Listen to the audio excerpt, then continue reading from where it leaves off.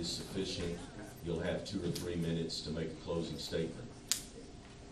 Sounds great. This is one of the questions that we haven't gotten to yet. As you know, cities have police powers.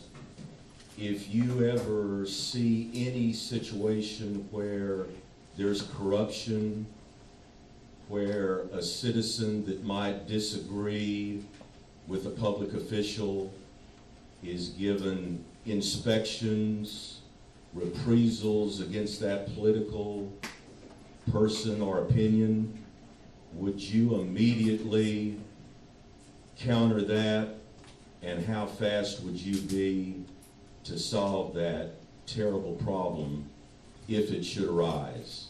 Absolutely, that's a great question. And let me just first say that this is the first time I've heard Art's voice. I'm a little bit sad I don't get to hear you sing. But that's a great question. I can tell you that an elected official is only as good as their integrity. And as a city council member, your duty is not to protect the city staff, the people that you work around or near. Your duty is to be integrity, have integrity, and make sure that you uphold the citizens' support who voted for you, and you bring that to life. So absolutely, the instant that happens, that needs to be brought forward and brought to everyone's attention. I think that we have some good opportunities for us to increase transparency here in Mesquite. I'm excited that we finally moved the meetings to be at night. But what I'd like to see one step farther in terms of transparency is for us to have the pre-sessions recorded and available online, to make sure that the packets that are given to city council members are shared online as well, because that's a great amount of information that the council members get to see, but I'd like for our residents to have that kind of transparent information as well. That's very nice. Very nice, because I used to have to pay for that stuff. Right. And the pre-session is, it's public record. You can go and you can attend. I encourage you to, because it's a wonderful presentation of information. But we already have the video recording capability in the chambers. We could easily move that, and frankly, because we've had night meetings, we've had to move it pretty often. And so I'd like the pre-session to just kind of always be in there, always be recorded so that you can watch it live or at your convenience. I think that would be the transparent way to do it. Some repeat questions, some new questions. This is a repeat question. Some of the other candidates. What group or individual or organization is making the largest financial contribution to your campaign, both real and in kind to your campaign? The largest, the second largest, Brad was even interested in the third largest. Sure. I can tell you that we don't have any money coming in from any organizations, interest groups, PACs. What we have is 30 or 40, I haven't done the latest count, individuals, neighbors, friends, family members who've given $5, $10 a piece. The biggest single donor is my beautiful wife, Emily, back there. And she's been very graceful in giving us the money we need to be competitive. My second largest is my beautiful mother, who's not here tonight. But those are our 2 largest. My third largest is Lee Bailey. So those are my 3 largest donors. But they're all from individuals. Who is Lee Bailey? I don't know who Yeah, is that person? Lee Bailey is a friend. Yeah, she was a Democratic candidate for State House last cycle. But she's a close personal friend, and just another individual. And I'm grateful to everyone, and we have a lot of donors in here, and I really appreciate your support. And I'm going to make sure that you get a return on your investment, one who's transparent, accessible, and accountable. And that's why we've printed my phone number and email on every piece of literature that we've passed out. So we don't have any interest groups. We have endorsements, but it's from individuals, Crime Watch leaders, former city councilmen like Joe Hicks, and no interest groups. So I'm really kind of proud that I go into the city council without any sort of back scratching needed. There's none of that. So I'm excited. We've been having a wholesome discussion about some of the latest city rankings. Okay. We mentioned D Magazine in 2014 lists the best suburbs of Dallas, metropolitan Dallas, Fort Worth. Mesquite's number 50 out of 63. They use tracking factors like median home value, quality of homes, ambiance, 2 or 3 other things. What would you do to improve the existing housing in Mesquite and drive up property values? Sure. As a city council member, I think the most effective thing we can do in the near future is investing in real road repair. And if we can do that for the first time in a long time, we can see citizens start to take ownership of their community and want to improve their house. It's really difficult when I go block walking and I see some neighbors that maybe have a code violation, to bring that to their attention when the street in front of their house is worse than any code violation. And so if the city is going to make a big investment in roads, then I can think we can start having real conversations about having some stricter code enforcement. I'd like to see both done at the same time. That would bring up the quality of our neighborhoods. And also, we want to see our crime rates go down. We see too many incidents of crimes in our neighborhood. I'd like to see some additional officers hired. And I think I have some exciting ideas about how to do that through some best practices. And I'd also like to see us have some neighborhood organizations, some crime watches, and recruit. We need an active, energetic city council that's going to go door to door and identify that leadership and recruit for these meetings.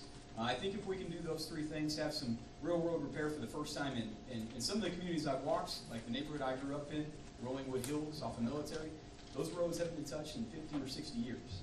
And if you're a homeowner and you refurbish your home and make it beautiful and you want to put it on the market and see some equity out of it, if you're a real estate agent taking a new family to that house, your teeth are rattled before you even get there. So it's really tough to see people have that kind of experience. I think road repair would be the biggest answer for that. I think everybody agrees we need road repair, but I'm hard pressed as to whether I'm gonna vote for it. Just because, why should I vote for it when they've never done the right thing with the money in all the years we've been here? And I can't tell you how many neighbors I've heard that exact question from. And it is kind of troubling. A $100 million road bond, like it's been discussed in possibility in November, it's a big investment, and we will see our taxes go up. And if we haven't seen justification of that money being spent wisely, then it is difficult to envision yourself voting for it. I'll tell you, I will be supporting it because regardless of past failures, I think we're in such a deep hole that if we don't make an action on roads, then we're going to see even more declining property values. So what I'd like to do, if I earn your vote, I'd like to make sure we communicate with our residents in a clear and concise way what roads are getting fixed, in what order, and why. What's the rationale? And I think if we can justify that to the homeowner who's lived in Edgemont Park for 70 years, why their road has never been touched, but we're going to pass up because this one's used more. We need some real rationale about which roads are going to be fixed. But I totally understand your frustration with past councils, not seeing the road repair we need. I mean, that's why we voted for the 4B, in 1999, is to see road repair done in our commercial areas. That should have freed up a lot more money to be spent on our residential streets, and we haven't seen that in so many of our older communities. This question is kind of out of sequence, but why are you running, and why should we vote for you over the other candidate? Sure. I can tell you I'm running because I love Mesquite. It's a city that gave me so much opportunity. It was the city I was born in and raised in. It's where I attended Grady ISD schools. It's where I met and married my high school sweetheart, Emily. It's where we chose to buy a home. So this is the community that we love. It's where I currently work. It's the one I've always been a part of. And like many of you, I've seen a destination that I'm not comfortable with here in Mesquite. Too many broken roads, too many vacant storefronts, too many incidents of crime incidents. And I think we need a new, energetic city council in there with a fresh start and a new perspective to start tackling these issues. So that's why I'd like to offer my candidacy. I can tell you I'm the only candidate in this race that owns a home in Mesquite currently, the only one that's currently civically engaged. I serve on municipal boards. I volunteered in Mesquite's community services. My beautiful wife, Emily, she won Volunteer of the Year last year. I'm very proud of her for that. So this is a community we care about. This is where our heart is, and this is where we want to build a family, where we'd like to retire one day, and we want to make sure it's going on a destination we're comfortable with. Yeah, I have a follow-up to the last question regarding roads. Mm-hmm. State tax is 6.25, that's the max. Mesquite currently has 8.25. Garland, Duncanville, Lancaster, Irving, Richardson, they all have 8.25. They all have DART. That extra penny years ago was allocated for DART. We decided not to have it. I don't have a problem with that. Are you in favor of possibly earmarking that extra penny for our roads, seeing that we don't have anything else to show for it? I would be, yeah. And I'd like to reprioritize our entire municipal budget to put that on roads, especially for the next few terms. Regardless of who wins these next council races, if we don't focus on roads, I think we're going to see our community fundamentally change, keep going the direction it is. So I absolutely would. Now, transportation is a beautiful, lofty, long-term goal to be interconnected with some of these other communities so that they can reach Eastfield and we have new customers in our store. Transportation is a great aspirational goal. But if the roads are in disrepair and no one wants to drive on them, we're not going to get homeowners. We're not going to get new businesses moving here. So I think roads needs to be our focus, absolutely. Last question from this table, unless Brad or Joanne wants to open it up from the floor. If you had a guest coming into Mesquite and they said, show me your historic downtown central business district, what would you tell them? And have you walked around the downtown square and historic business district lately? And if you have, what's your vision and what do you see the central business district becoming, if anything? Yeah, that's a great question, and that's one that I'm very passionate about. My biggest time period in my life where I was outside of Mesquite was when I went to the University of North Texas. And they have, Denton's a little bit different because it's the county chair, right? And they have the county courthouse, and it's historic, it's beautiful. But they have a very vibrant and fresh small business scene around their square. And I think Mesquite could absolutely have that ability. And so I'm very partial and emotional about our city square. I think it's a lovely area. I see it in full potential. It's an area that I'd like to focus on in economic development and see just revitalize. And hopefully my guest would be a hunter because we could load up on some ammo. We could use the taxidermy shop that's there.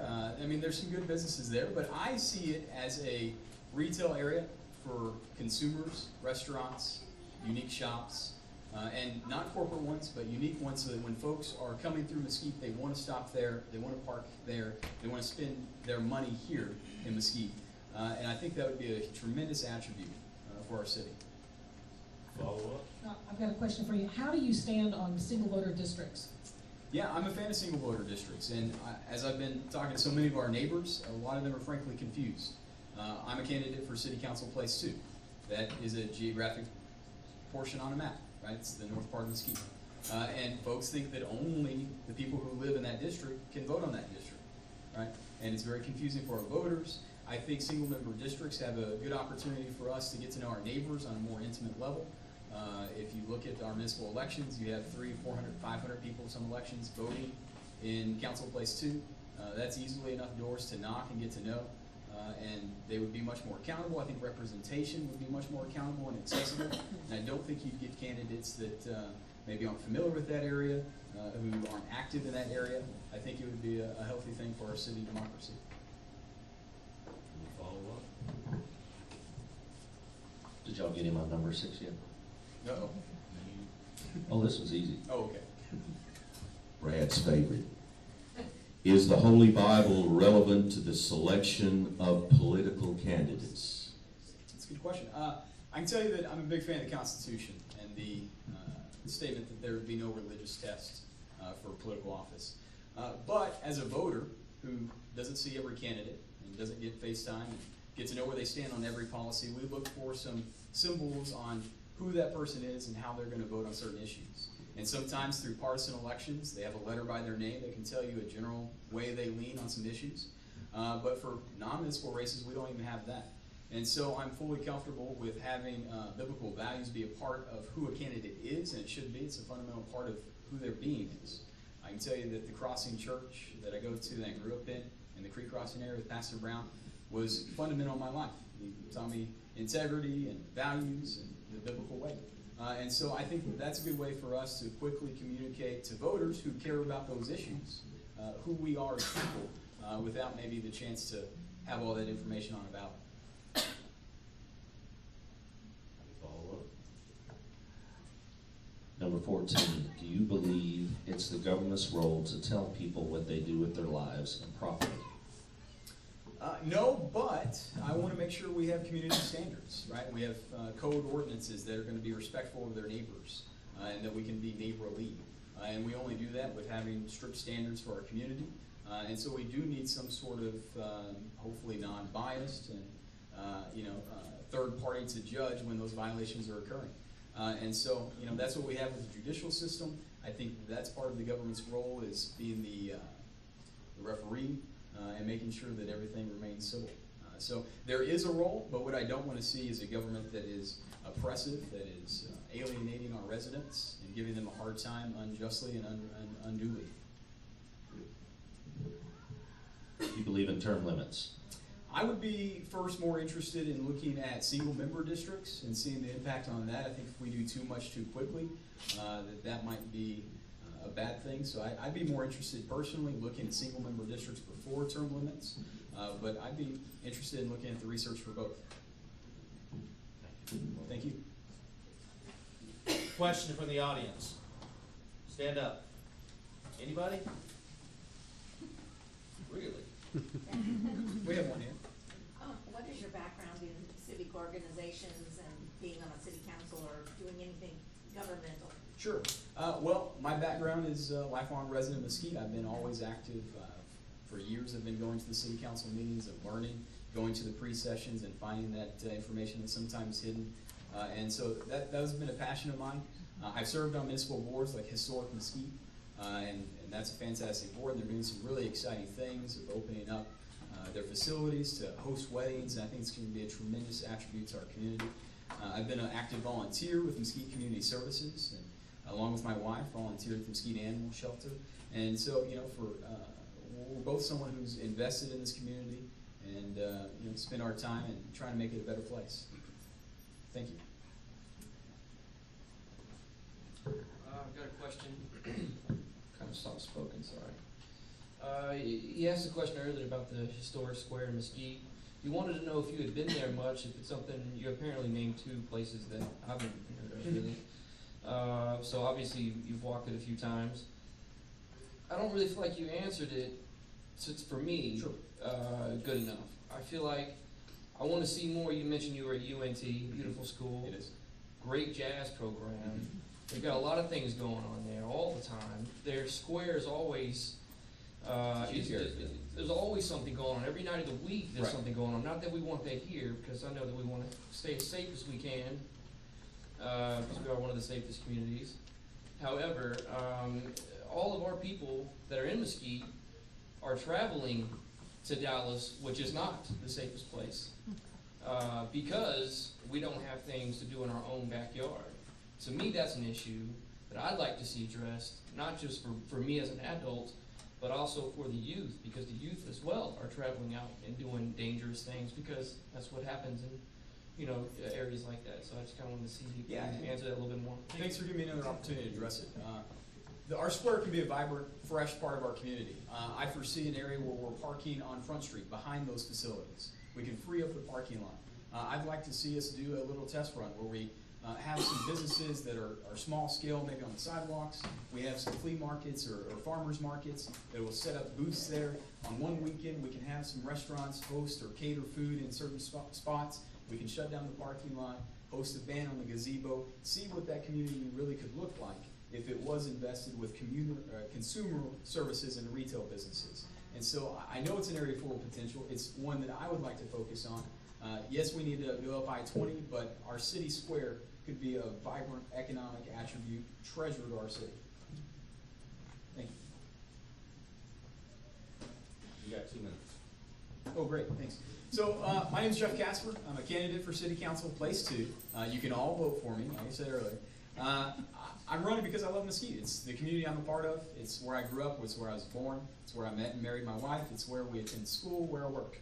So it's one that I'm not comfortable with the direction that I've seen it's heading in, and I'd like to make sure we fix our broken roads, make sure we hire the additional police officers we need to address our rising crime incidents, and make sure that we economically develop our vacant storefronts. I can't tell you how frustrated I get when I see talented, capable young students who leave my classroom in May, who have all the potential in the world, who can't find a job in Mesquite. And so we need new businesses coming in here that are unique to Mesquite, maybe on the square, where they can hire our young folks and give them some purpose and some direction in life, keep them out of trouble, and invest in our community. And so that's what I want to see. And I think to do that, we need a fresh perspective. We've had some of the same faces run for office saying the same things each election. And frankly, I think we have tons of experience on our city council right now. I think what we need is some new energy, new activity, someone who's going to roll up their sleeves and get to work, knocking doors, building crime watch organizations, holding town halls, being accessible, being accountable, being transparent. That's my vision for what a city council member should be doing in Mesquite. So I hope to earn your support. My cell phone is printed on every piece of literature that's back there. If you need more information or I didn't get to cover a topic that you care passionately about, please reach out to me, and I love your support and your vote in May. Thank you.